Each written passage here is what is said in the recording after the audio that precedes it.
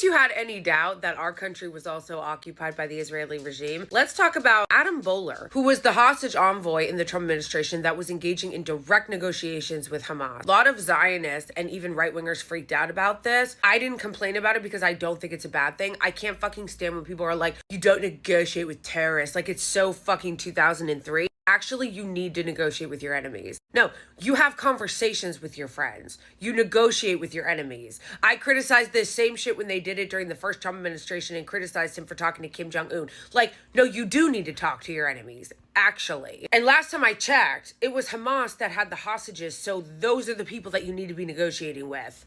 So he was doing that, and he said the most amazing thing the other day on CNN with Tapper Jake, who is a lunatic Zionist propagandist, and you can see all over his face how upset and offended he is that Adam Bohler says this. Listen. Netanyahu, Dermer, others might be upset. I do understand. I spoke with Ron, and I'm sympathetic. He has someone that he doesn't know well, making direct contact with Hamas. Maybe I would see them and say, look, they don't have horns growing out of their head. They're actually guys like us. They're pretty nice guys. So he doesn't know me. And there are big stakes. He lives in a country where if it sets certain precedents, then it will hurt or help a lot of other people. So I understand the consternation and the concern, and I wasn't upset.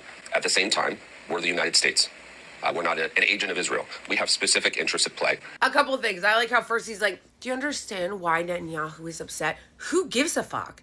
This is a serious negotiation, bitch. I don't give a fuck if this hurts Netanyahu's feelings. Second of all, I love Tapper Jake's face when Adam Bohler says they're pretty nice guys, referring to Hamas. Like, they're just regular guys. Like, they don't have horns growing out of their head. Tapper Jake's face. Tapper Jake's face. By the way, YouTube, this is a news story. This was on the news. Him getting fired is pretty major news. And he's the one who said that, okay? He's the one who said that, so leave me the fuck alone. But let's talk about why he really got fired, okay? It wasn't even because of what he said about Hamas. He really got fired because he said we're not an agent of Israel and we have our own interests, which should be true and should not be controversial. Are we an agent of the Israeli regime, or are we our own country with our own interests? The fact that he said that on national TV was amazing. I was like, yes, more of this, please. Fired. They got a call from their actual bosses because apparently we are an agent of the Israeli regime and we don't have our own interests. Our interests are their interests. They want us to go to war with Iran.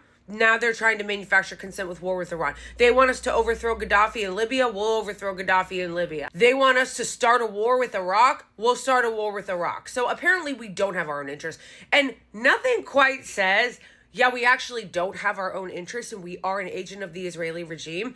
Like this guy saying we're not and then getting fired for it. Joe